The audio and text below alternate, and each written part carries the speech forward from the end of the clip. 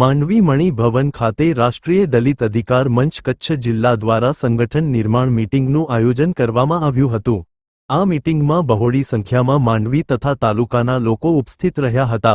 સમગ્ર કાર્યક્રમની વિગત રાષ્ટ્રીય દલિત અધિકાર મંચના કચ્છ જિલ્લા અધ્યક્ષ હિતેશભાઈ મહેશ્વરીએ આપી હતી। આજરોજ માંડવી ખાતે રાષ્ટ્રીય દલિત અધિકાર મંચ કચ્છ જિલ્લા દ્વારા માંડવી તાલુકા સમિતિના નિર્માણ અર્થે એક મીટિંગનું આયોજન કરવામાં આવ્યો, જેમાં માંડવીના આગેવાનો, જાગૃત આગેવાનો અને જે ખરા અર્થમાં ન્યાયપ્રિય લોકો છે તેવા માંડવી વિસ્તારથી ઠેર ઠેર ઠેકાણાથી ગામડાઓથી પણ અહીંયા લોકો ઉપસ્થિત થયા। આ રાષ્ટ્રીય દલિત અધિકાર મંચ સંગઠન નિર્માણનો ઉદ્દેશ્ય ચોક્કસપણે એ જ છે કે જે સમાજો ઉપર અત્યાચારો થઈ રહ્યા છે, જે સમાજમાં વિકાસની જરૂર છે, જે દલિત, મુસ્લિમ અને જે શોષિત પીડિત એક કચડાયેલો વર્ગ છે, જેના એને બેઝિક હકો મળે, એને દરેક પ્રકારના શિક્ષણ હોય, આરોગ્ય હોય, રહેઠાણના, તેમજ એને જે જગ્યાએ ન્યાયની જરૂર છે એ ન્યાયના અવાજ બુલંદ કરવા માટે આ સંગઠન કામ કરે છે। આ સંગઠનના સંયોજક જે વડગામ ધારાસભ્ય જિગ્નેશ મેવાણી સતત આવા લોકો માટે ખડે પગ હોય છે, તેમ કચ્છમાં પણ આ સંગઠન વર્ષોથી સક્રિય છે। એ અર્થે આજે આપણે માંડવી તાલુકાના માંડવી સંગઠન નિર્માણ અર્થે અમે એકત્રિત થયા હતા અને ચોક્કસપણે જ્યારે માંડવીમાં ભૂમાફિયાઓનો રાજ ચાલતો હોય, જમીનો દબાણ કરતાઓનો રાજ ચાલતો હોય અને એવા દબંગ લોકો જે કચડાયેલા વર્ગ છે, જે એવા વર્ગો છે જેને દબાવી અને એક કહેવાય ને કે એવી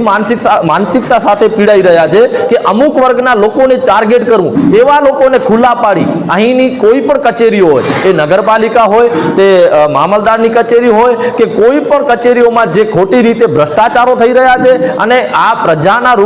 રૂપિયા જે લોકો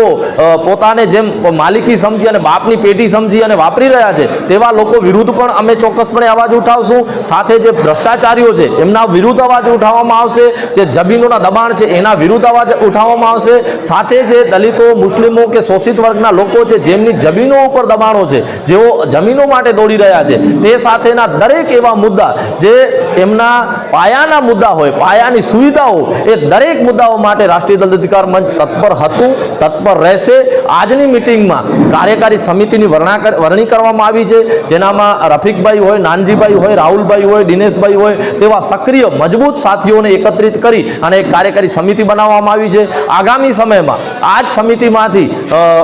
સમગ્ર માંડવી વિસ્તારમાંથી ફરી અને ઠેર ઠેર ઠેકાણેથી જાગૃતિના કાર્યક્રમો લગાવી અને આગામી સમયમાં માંડવી તાલુકે ફરીથી મીટિંગ બોલાવી અને આની એક મજબૂત સમિતિનું નિર્માણ કરવામાં આવશે, જેનામાં પ્રમુખ મહામંત્રી માટે પણ નિર્માણ કરવામાં આવશે। એટલે આપના માધ્યમથી અમે ચોક્કસ માંડવી વિસ્તારના દરેક જાગૃત ન્યાયપ્રિય લોકો જે ન્યાય માંગી રહ્યા છે તેવા લોકોને અમે આ સંગઠનમાં જોડાવા માટે અપીલ કરીએ છીએ। આગામી સમયમાં તમે ફરીથી આ મિટિંગોમાં જોડાઓ એવી અમારી અપીલ છે અને આજે આ રાષ્ટ્રીય દલિત અધિકાર મંચની સંગઠનની